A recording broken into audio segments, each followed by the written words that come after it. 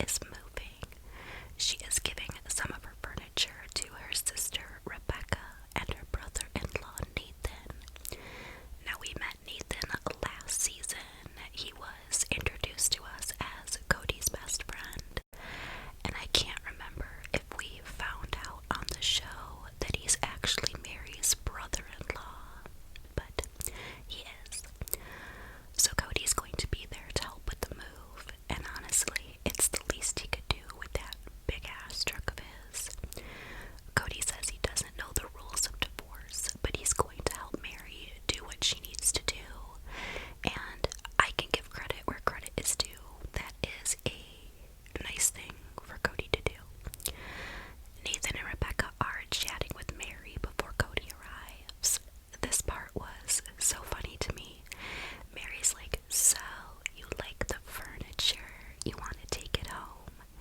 And her sister says, "Yeah, but are you sure? It's been part of your house forever." And it really has. Since they moved to Vegas, the weird armless couch has been a staple in Mary's homes. This is when Mary tells them that she's going to be moving to the bed and breakfast in Parowan, and I really do wonder how close Mary is with her sister, if she's just now telling her she's moving. They know what's going on with Cody, and Mary tells them the relationship is officially over. They both look a little surprised. I don't know, I kind of feel like I would have expected a sister to be more supportive about it. Mary chuckles and kind of sing-song says, "After 32 years, I'm a single woman." And you could tell she was a little uncomfortable saying it. Nathan gives her a really peculiar, puzzled look and says, "How old are you? How old were you when you got married?" And she says 19, and he's like, 32 years. So, he was trying to do the math or something. I don't know, it was odd. Mary says it's strange to be single after 30 years. Nathan asks her how she's feeling about it, and she said that she cried a lot the week after. Then he asks how the process of going through the church was, and he honestly seems more concerned about Mary than Rebecca does. Mary says that it was good for her, but Cody may say otherwise. She's laughing and says, "We already had the divorce. Divorce and divorce. So basically, I'm a double D now." And that gets a real good laugh from everyone.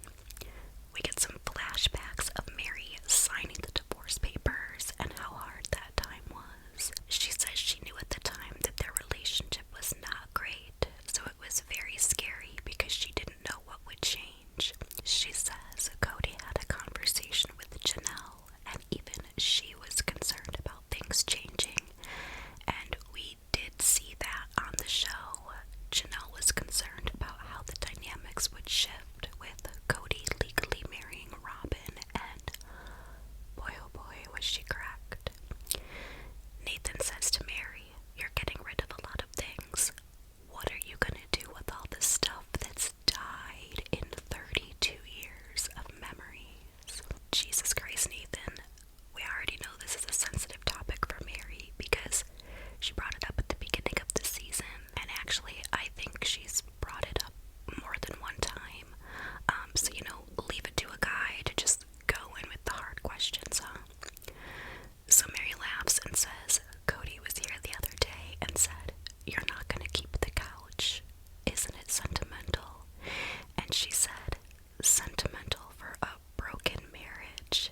And Nathan says, "Is that how you see it?" "Babe, yeah, they're divorced."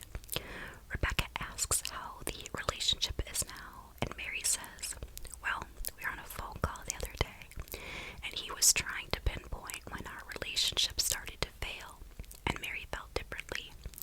She basically just ended the conversation and said she's not going to engage with him when he's all riled up like that, and I love that for her. This is the second time we have seen her set up a healthy boundary with Cody, and I'm really glad that she's doing that. Rebecca asks if she can even pinpoint the moment the relationship failed, and Mary says no.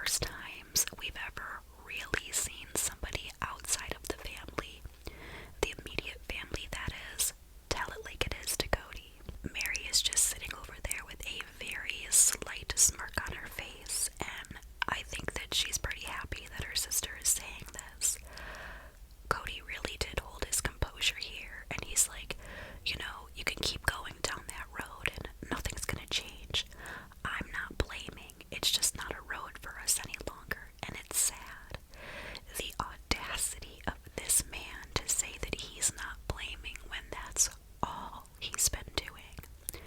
In a confessional, he says, "I'm guilty of marrying people I wasn't in love with." And Janelle says, "I think he just has amnesia. You can't keep this up for 20 years. Mary says this is Cody's current thing, that he didn't love me, Janelle, or Christine, and it's getting annoying. She says, my gosh, Cody, just man up and be honest." Mary tells everyone that she would still put into this, but it's not what Cody wants, and that's not fair to either of them. In a confessional, Cody is struggling with the rules of his religion. He says Jesus said not to get divorced. He says, "It offends me to think that I would be stuck with those 3 women. It offends him that God would cause him or them to suffer." I mean, at least he included them on that last sentence, or else I would have just tore into this man. He says, "Let's stop making people stay in these terrible relationships." He brings up Sonny and Cher again, and how much it just destroyed him. Cody says they crashed the ship. They survived, but the ship has crashed, and it makes him terribly sad. And he's crying, or at least he's trying to. I do think he's sad, but it's not about the loss of Mary. It's about just failure in general. Back to Christine and David. We're at a second venue. Christine says she doesn't care about anything but her dress and walking down the aisle to him. And he says, "Well, we could have just done Vegas then." And Christine very vehemently shuts that down. So she does care about more than just the dress. Now apparently David was the one to spearhead this planning. Christine says, "I was kind of aggressive at first, but then he wanted to go look at rings and venues." And while Christine is explaining this, she kind of like grips the edges of her seat and says, okay. The venue manager says the room they're in can fit about 190 guests, and Christine says, "We're thinking a minimum of 350, and we could really potentially almost invite 700 people. She says they would never, though. That's insane, but that's how large their family really is. The venue can accommodate a larger group outside, and I do think this is the venue that they ended up getting married at. When they went outside, it looked really familiar." David said he wants to give Christine the wedding she deserves, and I can appreciate that. She does deserve the wedding of her dreams. Now we have Cody recalling their wedding, and he says, "I'll be honest with you, I was very sad." He almost couldn't get work off for it. He had 2 wives, one was pregnant. He says he had a 1,000-yard stare with a bride that he was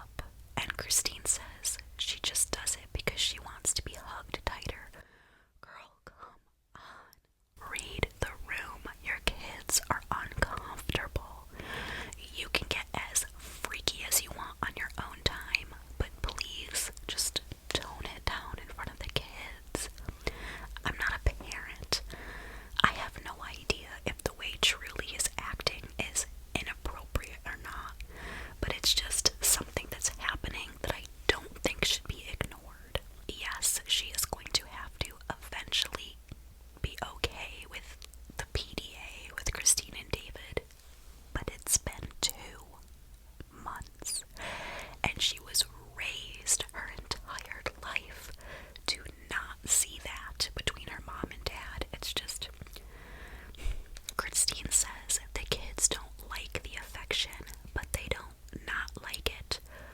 No, they don't like it. They like that you're in a happy relationship. They don't like the PDA. Knock it off. Christine asks if David's kids saw him be affectionate with someone, and he says, yes, they did. We won't go down that road.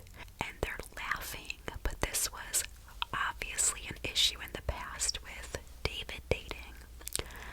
The venue manager says the first available date is October 8th, and we know that they got married on October 7th, so there must have been a cancellation or something.